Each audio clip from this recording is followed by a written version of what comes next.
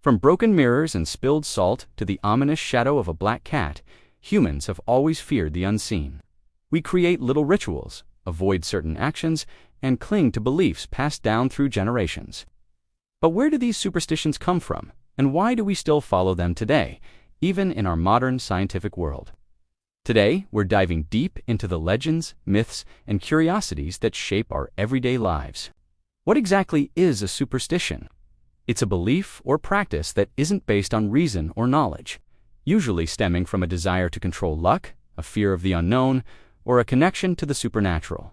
And it's not just a local phenomenon. Every single culture around the globe has its own unique set of everyday rituals and taboos.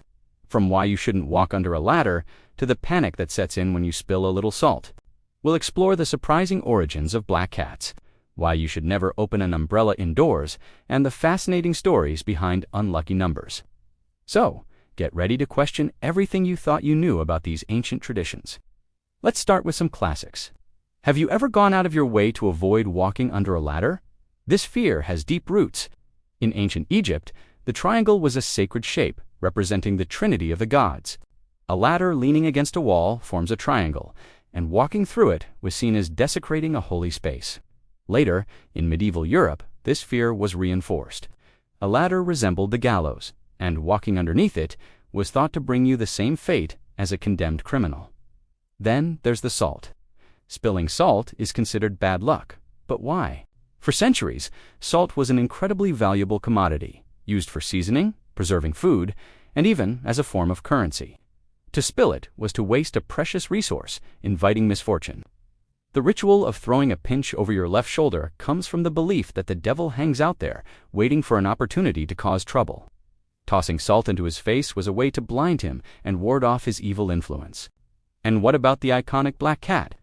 In many Western cultures, a black cat crossing your path is a sign of impending doom. This dates back to the Middle Ages, when they were associated with witches and seen as their demonic familiars. But here's the twist.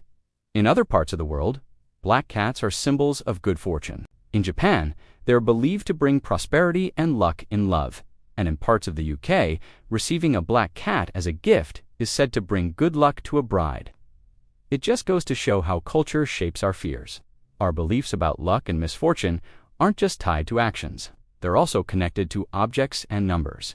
Take breaking a mirror, for example. The belief that it brings 7 years of bad luck originated with the ancient Romans. They believed a mirror didn't just reflect your image. It held a piece of your soul. Breaking the mirror would damage your soul, and it was thought that it took 7 years for the soul to regenerate and become whole again. Numbers also carry immense power. In the West, the number 13 is widely feared. Many buildings skip the 13th floor, and Friday the 13th is a day associated with anxiety. This fear has ties to both Christian and Norse mythology. At the Last Supper, there were 13 people at the table, with the 13th guest, Judas, being the traitor.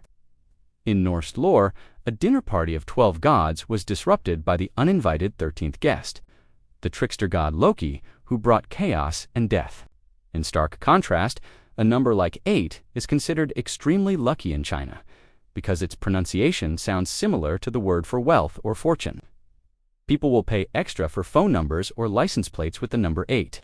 Even our own bodies are part of these superstitious beliefs.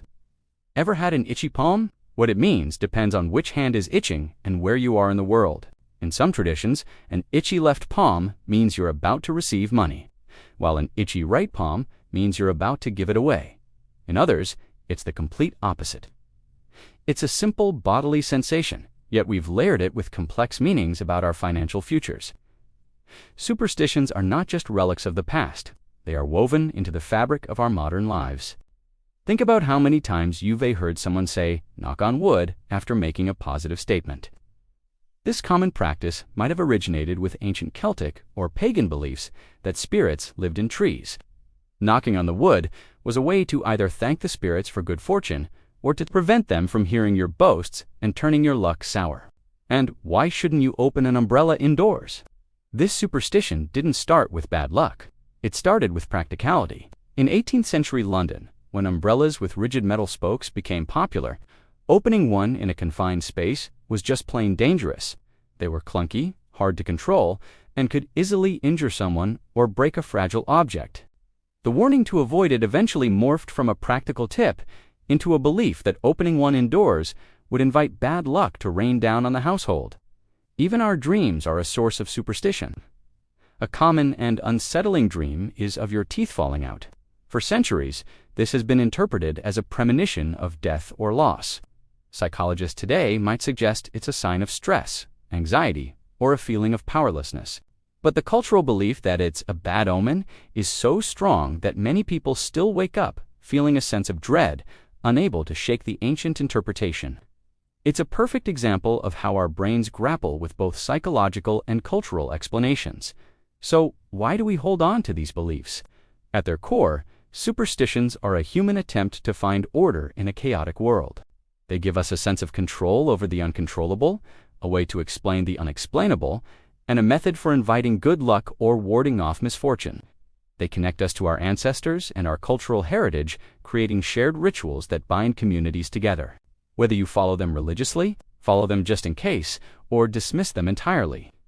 These superstitions tell a fascinating story about our shared human history, our collective anxieties, and our eternal hopes. They are the mysteries hiding in plain sight, the stories behind our everyday habits. We hope you enjoyed this exploration into the world of superstitions. If you're curious about the stories behind more everyday mysteries, make sure to subscribe to ThinkSmart Media for more documentary-style content just like this. And now we have to ask, which superstition do you secretly follow? Let us know in the comments below. Thanks for watching, and we'll see you next time.